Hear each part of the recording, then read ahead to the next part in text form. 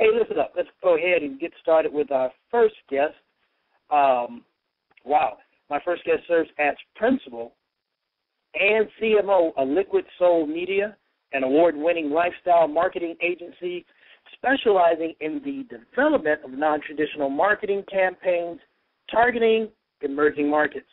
Mr. Nelson, his partner, and LSM have been responsible for the marketing success for more than 11 number-one box office films and more than 80 other featured films and TV projects. And now LSM is tasked with presenting this instant classic, Red Tail, the true American story of the fighting men and women of Tuskegee Airmen. Please welcome fellow FAMUan, Mr. Nick F. Nelson in the building. Sir, what's going on, man? Thanks for being on the show. Man. How you doing? It's a pleasure to be here. I appreciate the invitation. Oh, standing applause for a fellow rattler. Absolutely. Fam, you in the house. Yes, sir. You know, everybody kids me and say, all I have is rattlers on it. But, hey, what can I do if we achieve success all the time? What am I supposed to do? Hey, there's nothing else you can do. And the thing I tell people all the time is that FAMU is like the Black Harvard. Rattlers connect with other rattlers, and we help each other out, and that's the beautiful thing about it. And so that's why I'm here. You know what? I was talking to a good friend from FAMU today, and they said, "Man, we're a cult." that's deep. Absolutely. And they might be right about that. Hey, really. Okay. Absolutely. Hey, I'm gonna come at this from a certain naivete. What's so damn important about this film?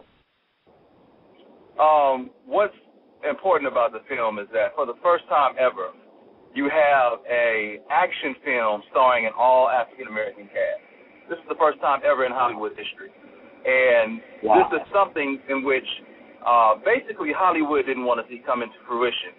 A lot of traction has been given lately over an interview that Mr. Lucas did a few weeks back, where he basically articulated the fact that this film was denied by many Hollywood studios. First of all, they didn't want to see it. They felt that it couldn't work, and many times they look at an overseas perspective. So if you're dealing with an all African-American cast, they're saying, well, how can we get our money back? Because at the end of the day, Hollywood is all about dollars and cents, and they're going to put something out there that they think they're going to get a return on their investment on. Well, when Hollywood said no, George Lucas said yes, to the tune of $93 million. He put his own money out there and said, if you don't want to make this film, I will. Wow. Oh, wow.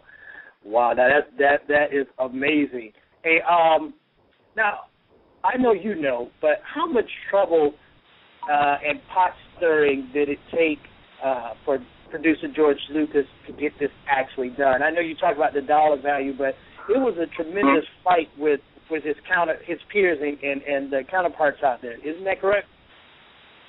Well, you have to think. The name of the studio is called Lucasfilms. So at the end of the day, it all boils down to him and what he wants to do. And, everybody within the company, has been passionate about this project, have shown dedication towards it, and have given literally everything that they have to put this thing out there. So we've seen nothing but, support all across the board. And then also friends of Lucasfilms. For instance,